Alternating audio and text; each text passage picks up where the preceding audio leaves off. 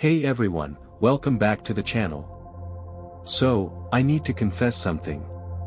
Last week, I spent 3 hours trying to pick a new toothbrush, yes, a toothbrush. I stood there, staring at what felt like a million different bristles, grips, and whitening technologies, completely paralyzed. Has that ever happened to you? Where you feel like you have so many options, you can't choose anything? Well, it turns out, there's a name for that, and it might be ruining your life, or at least your trips to the drugstore. Today, we're diving deep into the paradox of choice. It's this idea that while we think having tons of options makes us happier, it can actually lead to anxiety, dissatisfaction, and, yes, even toothbrush-induced paralysis. I'm not alone in this, right? Think about it, scrolling endlessly through Netflix, never finding anything to watch. Spending hours comparing travel deals, only to feel like you picked the wrong vacation. Swiping left and right on dating apps, convinced your soulmate is just one more profile away. It's exhausting. So, is this just me being indecisive, or is there something deeper going on? Well, let's explore the science behind this. We're going to unpack the psychology of choice, look at some real-world examples, and, most importantly, figure out how to escape the trap of endless options. Before we dive in, I'm really curious, what's the most ridiculous amount of time you've ever spent making a seemingly simple decision? Let me know in the comments. Defining the paradox of choice, the core concept. Okay, let's get down to basics. The paradox of choice, popularized by psychologist Barry Schwartz, basically says that more choice doesn't always equal more happiness. In fact, beyond a certain point, it can lead to analysis paralysis. We get so overwhelmed by the options that we can't make a decision at all. Remember the toothbrush? Increased expectations. With so many choices, we expect to find the perfect option. And when reality doesn't live up to that impossibly high standard, we're disappointed. Regret and opportunity cost. Even if we do make a choice, we constantly wonder if we could have done better. That new phone is great, but what if the other one had a better camera? What if a better offer came along? The what-ifs start creeping in. Escalation of expectations. We start to expect every aspect of our lives to be perfect. Now, here is the thing, if you think it happens with you all the time, please do subscribe the channel and make sure to like the video. So, moving on. The jam study, classic experiment. One of the most famous illustrations of this is the jam study. Researchers set up 2 displays of jam at a grocery store. One had 24 different flavors, and the other had only 6. Guess which one generated more sales? You might think the one with 24, but that's the paradox. They found that while more people stopped at the larger display, far fewer actually bought anything. The smaller display, with fewer options, resulted in significantly higher sales.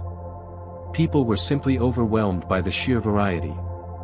This isn't just about jam though. Think about online dating. You've got hundreds, even thousands, of potential matches at your fingertips. But instead of finding the perfect partner, many people just end up endlessly swiping, never truly committing to anyone. Or what about finding a job? A lot of jobs are available to people, but it becomes very hard to pick where to work. We are constantly comparing opportunities and always wondering if we made the correct decision. The downside of maximizing versus satisficing. Schwartz also talks about 2 different types of decision makers, maximizers and satisficers. Maximizers are those who strive to make the absolute best choice, exploring every possible option before making a decision. They want to guarantee that they are truly happy with the decision they make. On the other hand, satisficers are content with good enough. They set criteria, and once they find an option that meets those criteria, they're happy to commit. Maximizers tend to be less happy and more anxious than satisficers. Okay, time for another confession. I am definitely a maximizer. I spend way too much time researching everything, from the best coffee maker to the perfect notebook. And you know what? I'm rarely completely satisfied with my choices. There's always a nagging voice in the back of my head saying, could you have done better? It's exhausting. Consequences. The consequences of the paradox of choice can be pretty serious. Increased stress and anxiety, all the comparison and evaluating can lead to decision fatigue and persistent anxiety. Regret and dissatisfaction, even when we make a good decision, we constantly question it and become dissatisfied. Procrastination, overwhelmed by options, we put off making any decision at all, leading to missed opportunities. Decreased happiness, in the long run, the constant pressure to make the right choice can significantly lower our overall sense of well-being. Let's tackle some common questions I've seen about the paradox of choice. Isn't some choice better than no choice at all? Absolutely. The problem isn't choice itself, but excessive choice. A small set of well-curated options is often ideal. Does this mean I should just settle for anything? No way. It's about being intentional with your choices, not passive. Is this just a first-world problem?